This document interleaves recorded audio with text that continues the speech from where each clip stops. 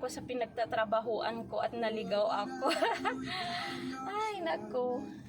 Hi guys, nandito ako ngayon sa Veracruz sa health screening ng mga foreign workers dahil kunin ko ngayon ang mga result ng medical ng mga workers namin. Yan guys, ito siya. Nandito ako sa may side ngayon, nakapark. So, papasok muna ako sa loob. So, yan guys, papunta ako ngayon dun sa loob. So, may mga ilan-ilan rin na nagpapamedical.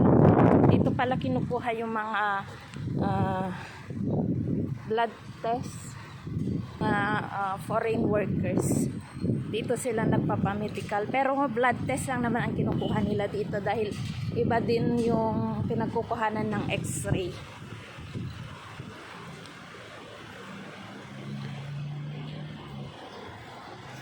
Ayan guys, open.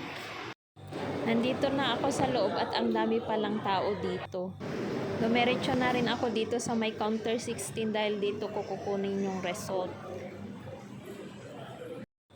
At ito na nga, binigay na nila sa akin yung mga document.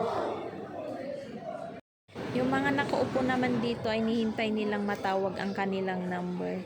So ayun guys, nakuha ko na yung medical result nila. Tapos papunta naman ako ngayon sa Brunei Immigration para i-collect naman yung mga identification card.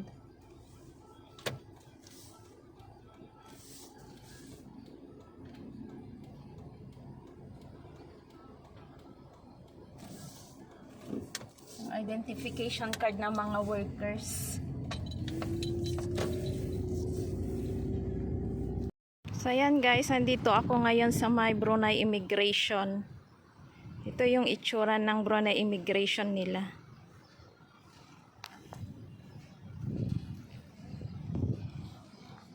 So, marami namang parkingan dito sa gilid-gilid.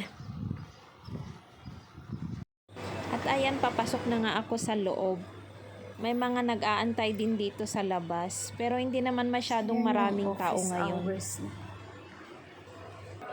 Nandito na nga ako sa loob at tinanong ko na rin dun sa my guard kung saan ko pwedeng i-collect yung mga IC.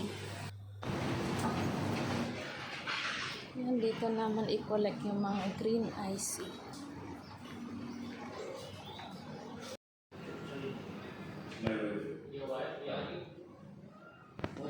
Yan guys, ito na-collect ko na yung mga IC ng workers namin.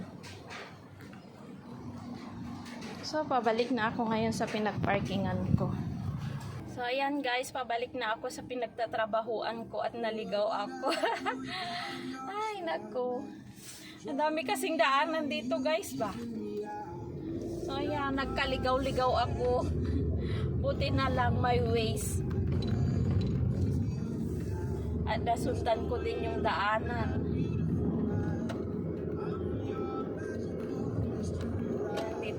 Dito ako sa may slow lane.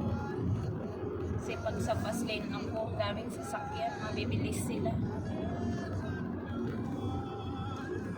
Ayun, nasettle ko na lahat ang aking gawain ngayong araw na ito. Nakuha ko na yung IC nila, yung identification card nila. Kuha ko na rin yung medical result nila. At pabalik na ako sa pinagtatrabahuan ko. So, hanggang dito na lang guys. Bye! Thanks for watching!